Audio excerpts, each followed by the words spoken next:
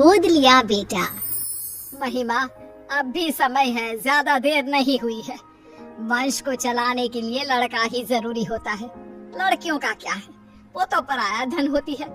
एक ना एक दिन तेरी बेटी दृष्टि भी अपने ससुराल चली जाएगी। फिर बुढ़ापे में कौन तुम्हारा सहारा बनेगा, कभी सोचा है तुमने? मम्मी जी, मैं आपकी बात समझ रही हूँ, लेकिन किसी दूसरे के बेटी को हम कैसे अपना ले भला? जिस किसी भी बच्चे को हम गोद लेंगे उसकी रगों में तो किसी दूसरे का ही खून होगा ना, और मैं दूसरे के बच्चे को पाल नहीं सकती। हाँ माँ, महिमा ठीक कह रही है। वैसे भी दृष्टि अब 8 साल की हो चुकी है, सब समझने लगी है वो भी। अगर हम बच्चा गोद ले भी लेते हैं तो हो सकता है कि कल को वो भी उस बच्चे को एक्सेप्ट ना कर पाए। अरे वो सब तुम समय पर छोड़ दो, समय के साथ साथ उसे भी सब समझ में आ जाएगा। वसुंधरा अपनी बेटी बहू को रोजाना यही बात बोलती, जिसे गिरीश और महिमा नजरअंदाज करते रहते। फिर एक दिन, तुम लोगों को पता है वो जो हमारे पड़ोस में विमला रहती थी ना, जिसकी सिर्फ 2 बेटियां थी, आज उसकी बंद कमरे में लाश मिली है। जानती हो, उसकी सास ने भी उसे समझाने की बहुत कोशिश की थी कि किसी लड़के को गोद ले आए, लेकिन उसने अपनी सास की एक ना सुनी, और देखो आज कंधा देने वाला भी कोई नहीं। वसुंधरा की इन बातों का गिरीश और महिमा पर इतना ज्यादा असर पड़ता है कि वो तुरंत ही बच्चे को गोद लेने का फैसला कर लेते हैं। तकरीबन 3 घंटे की प्रक्रिया के बाद गिरीश 6 साल के हर्ष को संग लेकर घर पहुंचता है। आप यही चाहती थी ना माँ कि हम एक लड़के को गोद ले आए? तो देखिए, ये रहा हमारा हर्ष। ये तो तुमने बहुत अच्छा किया बेटा। अब एक काम करते हैं, कल कुछ पंडितों को बुलाकर इसका शुद्धिकरण करा देते हैं। शुद्धिकरण? ये क्या होता है?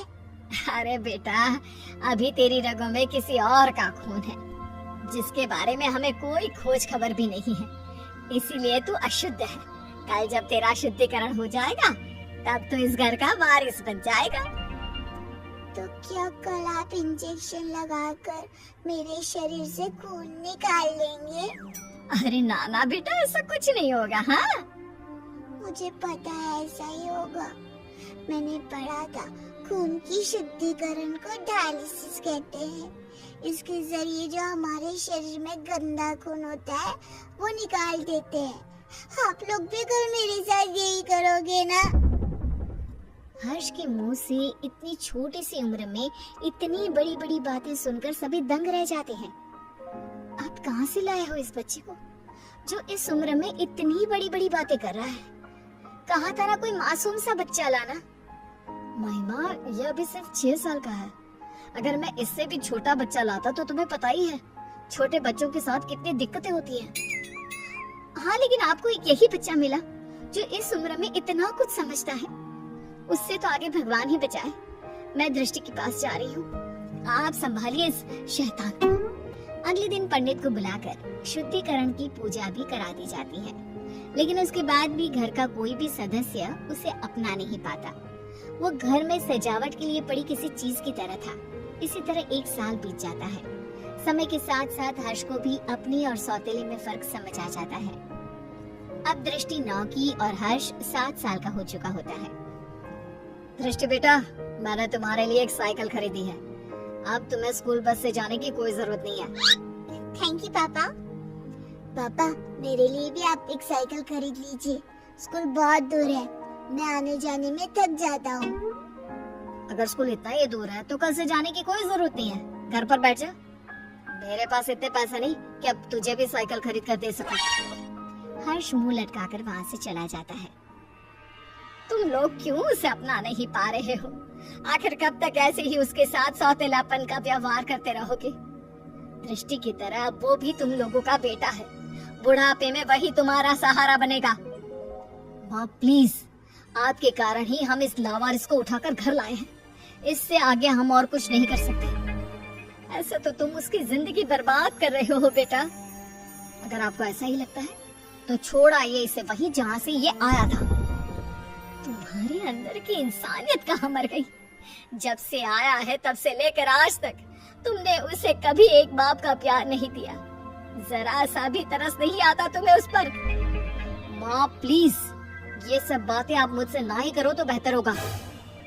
2 दिन बाद आज हर्ष बहुत खुश होता है और उछलते हुए अपनी माँ के पास आता है। माँ, मेरा रिजल्ट आ गया। देखिए, मैंने अपनी पूरी क्लास में टॉप किया है। तुम मुझे क्यों माँ बुला रहा है? मैं तेरी माँ नहीं हूँ, समझा? अरे क्यों डांट रही है बच्चे को? माँ ही तो है तू उसकी। सगी माँ नहीं हूँ मैं इसकी, जो ये इस तरह बार बार मुझे माँ माँ बुलाता रहता है। ये सगी माँ कौन होती है? क्या माँ भी कभी सगी और पराई होती है? लो, फिर शुरू हो गया। माँ जी, आपने ना इसे बहुत सर पर चढ़ा रखा है। अब आप ही संभालिए इसे। दृष्टि स्कूल से आती होगी, मुझे उसके लिए खाना भी बनाना है। इतना कहकर महिमा वहाँ से चली जाती है। दादी, कोई मुझे प्यार क्यों नहीं करता? सब दीदी से ही क्यों प्यार करते हैं? अरे ना ना बेटा, ऐसी कोई बात नहीं है। दृष्टि बड़ी है ना, इसलिए बस सबको उसकी फिक्र लगी रहती है। फिक्र और प्यार दोनों में अंतर होता है दादी। मम्मी पापा ना तो मेरी फिक्र करते हैं और ना ही मुझसे प्यार। 7 साल के बच्चे की ये बातें सुनकर वसुंधरा खामोश खड़ी रह जाती है। उसे समझ में नहीं आता कि वो बोले भी तो क्या। इतने में ही वहाँ दृष्टि भी आ जाती है। मम्मी पापा मुझसे प्यार इसलिए करते हैं क्योंकि मैं उनकी सगी बेटी हूँ और तुम्हें तो वो अनाथालय से उठाकर लाए हैं।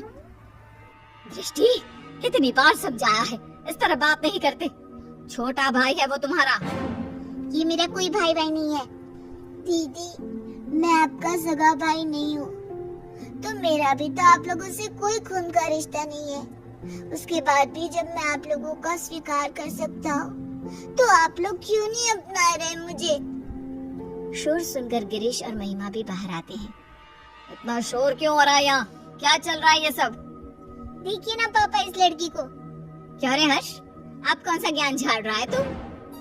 मैंने तो बस छोटा सा सवाल ही पूछा था दीदी से। अगर उनके लिए मैं कोई गैर हूँ, तो आप कौन से मेरे सगे हैं? उसके बाद भी जब मैं आपको अपने जन्मदाता की जगह दे सकता हूँ, तो आप लोग ऐसा क्यों नहीं कर सकते? हर्ष के इन सवालों से पूरे घर में सन्नाटा छा जाता है।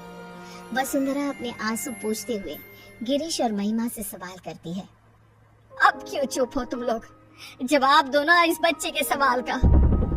हर्ष के सवालों का किसी के पास कोई जवाब नहीं होता। गिरीश और महिमा बिना कुछ बोले अपने रूम की तरफ चले जाते हैं।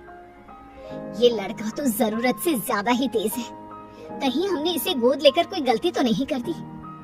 अगर ऐसा ही रहा तब तो ये हमारी बेटी का हक छीन लेगा और पूरी प्रॉपर्टी हड़प लेगा। तुम सही बोल रही हो महिमा। हमें जल्दी से इस लड़के का कुछ करना होगा। ये हमारी बेटी के लिए खतरा हो सकता है। अगले दिन। हर्ष बेटा, कहाँ हो? चलो आज हम तुम्हें कहीं बाहर घुमाने ले चलते हैं। सच में माँ, हम घूमने जा रहे हैं? हाँ बेटा, अब जल्दी से तैयार होकर आ जाओ। हर्ष भागते हुए अपने रूम में तैयार होने जाता है। थोड़ी देर बाद वो तैयार होकर बाहर आता है, जहाँ गिरीश और महिमा उसका इंतजार कर रहे होते हैं। मम्मी पापा, हम कहाँ जा रहे हैं? आज हम तुम्हें मेला दिखाने के लिए लेकर जा रहे हैं। कल तुम्हारे सवालों ने हमारी आंखें खोल दी, इसलिए अब हम तुम्हें अपने सगे बेटे जितना ही प्यार देंगे। हर्ष ये सब सुनकर बेहद खुश हो जाता है। उसे लगने लगता है कि अब उसके बुरे दिन जा चुके हैं, लेकिन उसे कहाँ पता था कि उसकी किस्मत में आखिर आगे क्या लिखा है। वे सब मेले में पहुँच जाते हैं। हर्ष बेटा, झूला झूलोगे? हाँ मम्मा, मुझे झूला झूलना बहुत पसंद है। ठीक है, तुम जाकर झूला झूल लो, हम लोग तुम्हारा यही इंतजार करते हैं। हर्ष चला जाता है। यही अच्छा समय है, अब हम घर चलते हैं। इसका काम तो हो गया। सही कहा तुमने, मेला घर से इतना दूर है कि ये वापस लौटकर कभी नहीं आ पाएगा। गिरीश और महिमा वहाँ से चले जाते हैं। हर्ष जब वापस लौटता है तो उसे वहाँ कोई नजर नहीं आता। वो पागलों की तरह अपने परिवार वालों को ढूंढता है। कुछ घंटे ढूंढने के बाद जब उसे कोई नहीं मिलता तो उसे सब समझ आ जाता है। अब वो करता भी तो क्या? न घर का पता मालूम था, ना ही कोई फोन नंबर। थक हार कर वो वहीं बैठ जाता है। तुम दोनों तो हर्ष को मेले पर लेकर गए थे ना? इतनी जल्दी वापस आ गए? और हर्ष कहाँ है? कहीं नजर नहीं आ रहा। माँ वो अपने पुराने दोस्तों से मिलने की बहुत जिद कर रहा था, तो हम उसे अनाथ आश्रम छोड़कर आ गए हैं। कुछ दिन के बाद आ जाएगा, आप परेशान ना हो। वसुंधरा को दाल में कुछ गड़बड़ लगती है, लेकिन वो कुछ नहीं कहती और सीधे अपने रूम में चली जाती है। महिमा, माँ को इसके बारे में कुछ पता नहीं चलना चाहिए। महिमा सिर हिलाकर हाँ कहती है। एक हफ्ता बीत जाने के बाद भी जब हर्ष वापस नहीं आता, तब वसुंधरा अपना फोन उठाकर हर्ष के दोस्तों को फोन करती है, जिससे उसे पता चलता है कि हर्ष तो कभी अनाथ आश्रम गया ही नहीं था। गुस्से से आग बबूला होकर वसुंधरा गिरीश और महिमा के कमरे में जाती है। हर्ष तो अनाथ आश्रम गया ही नहीं, फिर तुम लोगों ने मुझसे झूठ क्यों बोला? कहाँ है मेरा पोता, बताओ मुझे। माँ जी, वो आपका पोता नहीं है। मुझे सिखाने की जरूरत नहीं है, जितना पूछा है सिर्फ उतना ही जवाब दो। माँ, वो हम लोग हर्ष को उस दिन मेले में ही छोड़कर आ गए थे, हमें नहीं पता कि अभी वो कहाँ है। क्या? उस छोटे से बच्चे को तुम मेले में ही छोड़कर आ गए, ये जानते हुए भी कि वो अभी सिर्फ 7 साल का है। बेचारे किस हाल में होगा वो मासूम। तो और क्या करते मम्मी जी, उसका ठेका थोड़ी ना ले रखा है हमने। हम क्यों भला किसी और के बेटे के लिए अपनी बेटी का हक मारे। इस घर, परिवार और हमारे प्यार पर सिर्फ दृष्टि का हक है। अगर ऐसी ही बात है तो मैं तुम्हें याद दिला देती हूँ कि तुम भी कोई मेरे सगे बेटे नहीं हो। ऐसे ही किसी अनाथ आश्रम से मैं तुझे लेकर आई थी। अगर उस समय मैं भी यही करती तो आज तुम भी दर दर की ठोकरें खा रहे होते। मैं नहीं जानती थी कि तुम दोनों की सोच इतनी छोटी भी हो सकती है। वसुंधरा की बातों से दोनों का सिर शर्म से नीचे झुक जाता है। उन्हें अपनी गलती का एहसास तो हो चुका होता है, लेकिन अब शायद बहुत देर हो चुकी होती है। दोनों हर्ष को ढूंढते हुए उसी मेले की तरफ पहुंच जाते हैं, लेकिन वहां उन्हें सिवाय सन्नाटे के कुछ नजर नहीं आता। अगले दिन गिरीश और महिमा फिर से उसी मेले में हर्ष को ढूंढने जाते हैं। क्या हुआ साहब, किसी को ढूंढ रहे हो क्या? कुछ दिन पहले हमारे साथ एक बच्चा आया था ना, जिसने झूला भी झूला था। आपने उसके बाद से कहीं देखा उसे? नहीं, उसके बाद मैंने उसे देखा तो नहीं, लेकिन उस दिन बहुत रो रहा था बेचारा। रात तक यहीं बैठकर रोता रहा, फिर अचानक न जाने कहाँ गायब हो गया। गिरीश और महिमा आगे बढ़ते हुए फिर किसी से पूछते हैं, आप जिस बच्चे को ढूंढ रहे हो ना, वो तो 2 दिन पहले ही मर चुका है। बेचारा पिछले कई दिनों से यहाँ रोज आकर अपने मम्मी पापा को ढूंढता था। कई दिनों से कुछ खाया भी नहीं था उसने। फिर एक दिन एक्सीडेंट में उसकी मौत हो गई। 7 साल की मासूम की मौत के बारे में सुनकर गिरीश और महिमा के पैरों तले जमीन खिसक जाती है। उनकी घटिया सोच आज एक मासूम की मौत की वजह बन चुकी थी। क्या गिरीश और महिमा का एक 7 साल के बच्चे को लेकर ऐसा बर्ताव उचित था? गोद लिए हुए बच्चे को अपनाने के बाद भी आखिर क्यों उन पर सौतेले और अनाथ होने का टैग लगा दिया जाता है? क्या सिर्फ खून के रिश्ते ही रिश्ते होते हैं? दिलों के रिश्तों का कोई वजूद नहीं होता?